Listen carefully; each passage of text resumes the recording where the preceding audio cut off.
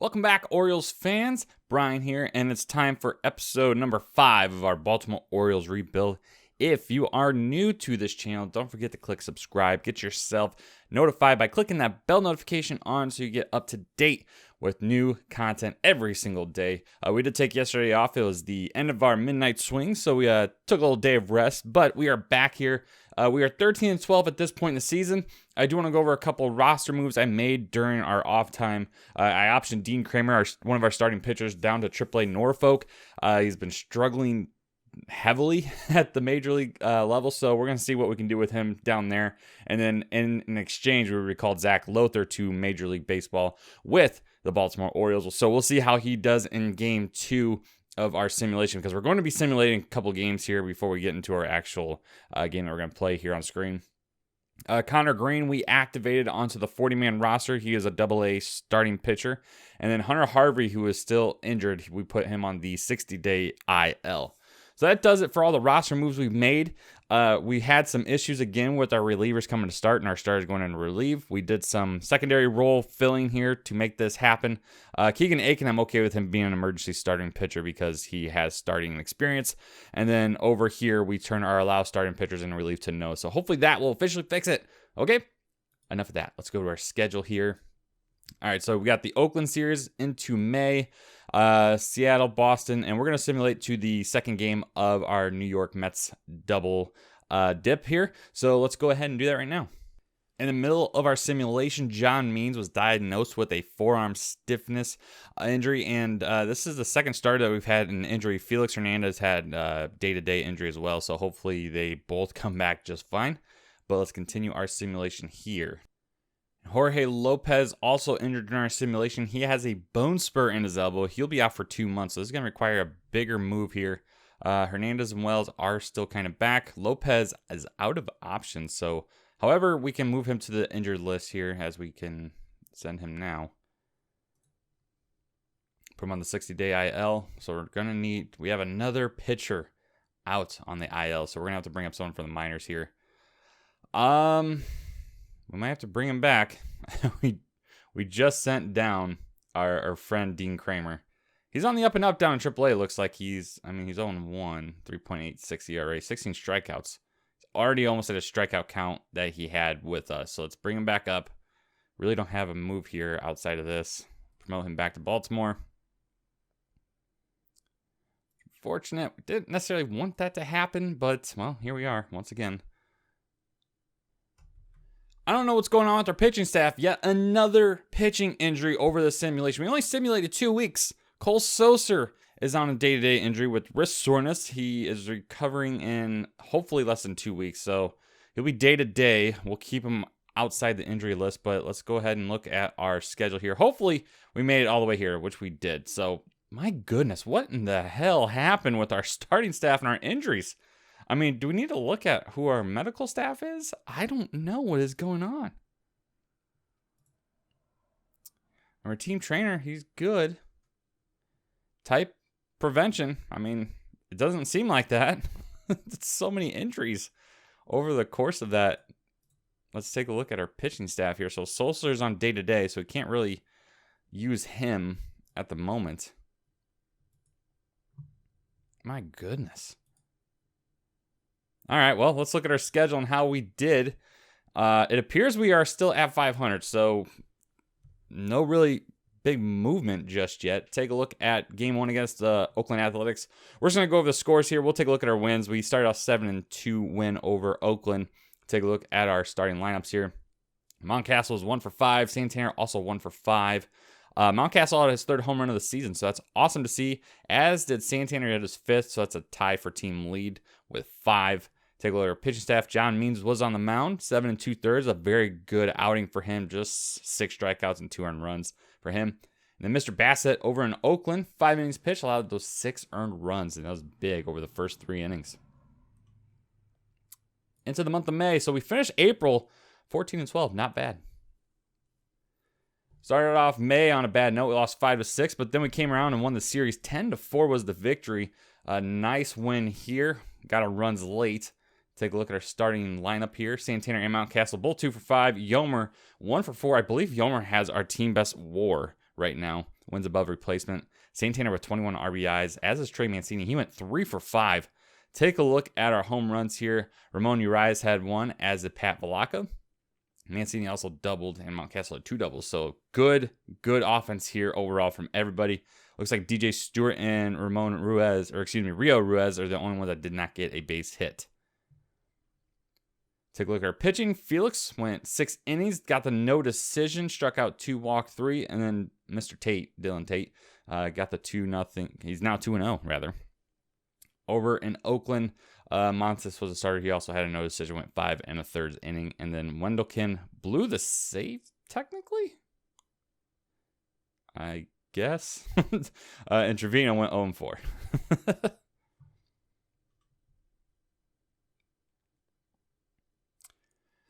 Mariners ended up sweeping us. We scored 1 run over 3 games. That is horrifying to even imagine there. So that's unfortunate. 3 games in a row we lost and just 1 run out of the entire series. We came back against Boston and split that series 2-2. 8-5 was the 8-5 was the first game here. Take a look at our lineup. Mountcastle continues to hit, as a Santander above 300. Severino starting to come back down to earth. He's at a 386 average. He still has driven in 13 runs, which is fantastic. But Trey Mancini, he's up to 7 home runs. I must have missed it over those ones that we kind of simulated there. But Santander hit his 6th of the season, and DJ Stewart did the same thing as well. Our starting staff, Lothar, 1-0. Off to a good start for him here on the Major League level. Take a look at his stats.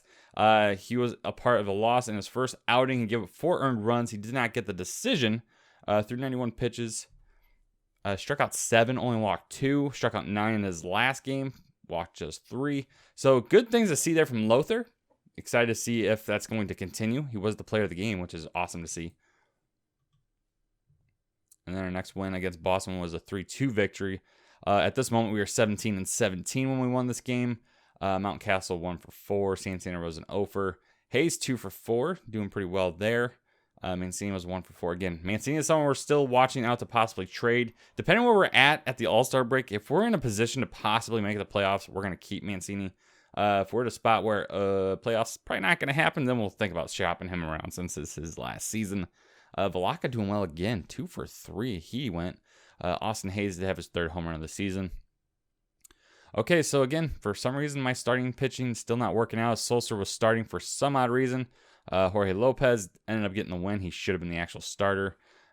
Smith and Tate got a hold, and then Bruce Zimmerman with the save, 2-inning save. And our last game was against the New York Mets, brought us back up to 500. A big win against Jacob deGrom. A huge win. It took us until the 9th inning to do anything about it. So this game was scoreless until the 9th, and deGrom, that was the first inning deGrom was out. So deGrom didn't even get the decision here. A 2-hitter, and then Diaz gave it up as he gave up 2 hits there.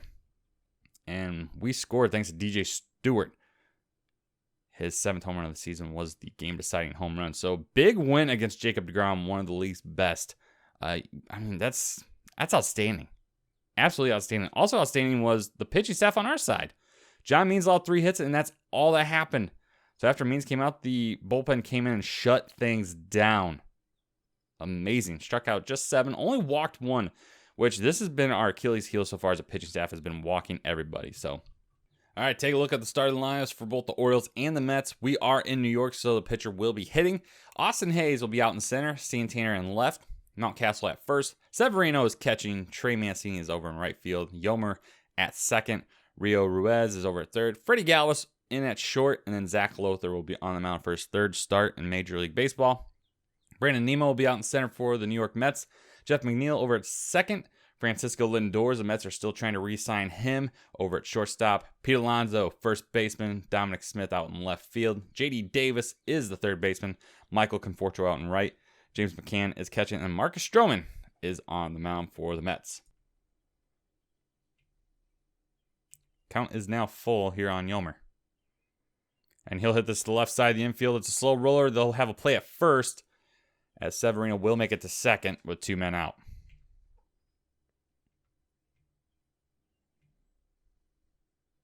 Orioles doing a good job of getting that pitch count up. Stroman at 33 pitches here in the second. This one hits left field. That's coming down just foul. He missing the chalk just by a few inches. And Ruiz will do it again. This time it will land in fair territory, and Severino's going to easily score, and the Orioles take a 1-0 lead with a sliding double by Ruiz. Boy, that was gone as soon as it left the bat. J.D. Davis ties it up right back here in the second inning. What a mammoth shot. You hate to see those because it got the 2-2 count, got the 2 strikes on the batter, and you give up that home run on the last possible chance for him. And this one hit high. Going back to the wall, looking up, and that one's out of here. Back-to-back home runs for the Mets, and it's a 2-1 lead here for New York.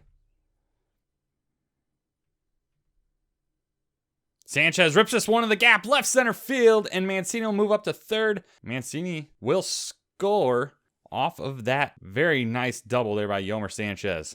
Leadoff single and then a double from Yomer. This one's going to get through the infield as well, and the Orioles will retake their lead. It's now 3-2. It's Freddie Galvis. A nice base hit there. It's now a 3-3 ball game here. Should be looking at 2 outs with only... Wow. This one hit well into right center. That will give the Mets the lead, as Hayes will have to get this one down way back there. 4-3 score for the New York Mets.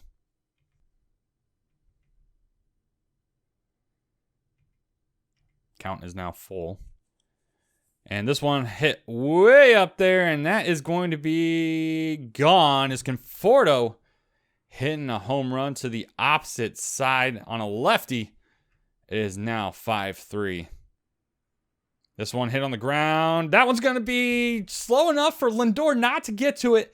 And he's going to be out just barely at first. I can't believe it. So Hayes at second, Galvis at third. Mountcastle digs in. See what magic can be done here. Santana was just out by an inch at first. Lindor with a great play over at shortstop. Counts evened up at 1 here on Mountcastle. Scorched foul. Mountcastle down to his final strike. This one's inside. Full count. Swung on and missed. Mountcastle will be the final out, and the Mets will take game 2, and the series will be officially split.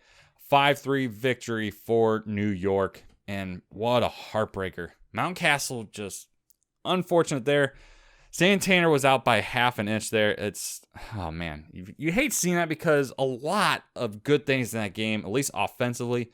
Santana was the only one who didn't get a hit out of the starting lineup. In fact, Lothar had 2 himself, so he was 2 for 2. It's amazing. So Lothar in his first time offensively was perfect. Also had a sacrifice in there as well. No home runs from our side, but still a lot of good hits there. Unfortunately, we hit into several double plays, which kind of cut us off. There was 2 double plays. That error by Austin Hayes gave up a run, but it would not have mattered anyway, as they ended up scoring 2. The Mets moved to 21-15. We dropped to 18-19. So let's check out the standings here because we haven't done that since we've done all our simulations. Take a look here. We still are in second place, but just barely. Only a game and a half separates us and the last place Red Sox. We trail 6.5 from Tampa Bay. White Sox with a 22-14 record. Tigers are still slumping down there at 11-16, so everything's kind of going as projected thus far. The Orioles, we're still playing above what we have been projected to do, so like seeing that. Again, a lot of heartbreaking losses. Not being able to take advantage of all of those hits really hurts. Take a look at the National League side. The Mets were getting closer to the Braves thanks to that win. It's 22-14 leads that division. The Cardinals lead the Central 24-13. If we're talking about real life, I was projecting the Cardinals and the White Sox as your, or excuse me, the Cardinals and the Angels as your World Series right there. The Reds, 18-17 is their second place. Padres, 26-12 as they have a game and a half lead on the Dodgers. It's exciting stuff there between those two teams. Disappointing to lose right there. It really is. But there's just sometimes you just can't do anything about it. That's just unfortunate. It is disappointing. We're going to come back. I'm going to come straight into our next video with us being simulated up to the White Sox series. So as soon as we start, we're going to be talking about all of these games and how we did. And we're going to start things off with our 4-game set with the Pale Hose and see how we can do against the first place American League Central team. And in the meantime, I want to thank you guys for watching and for your support. As always, if there's anything you want to see, anyone you want to see called up, anyone you want us to go after, anyone you want to see benched, anyone you want to see started, I don't care. Let me know what you want to see out of this Orioles team. We're 18-19 halfway through May. Again, still performing above average. If we're looking at the goals that they had set out for us at the beginning of the season, one of those was to, I'm trying to find it here, was to have Mountcastle do well and have us be at about 500 or better. Take a look at our goals here. Playing close 500 ball, we're doing that, and Mountcastle in the yellow here. So OPS is slightly coming up. It's just under 700, but still want to see a little better performance out of him. It's still telling us to upgrade at first base. But anyway, once again, thanks for your support. We will see you in tomorrow's video. As I already said, we're going to simulate all the way up to the White Sox series. But again, thank you and see you later.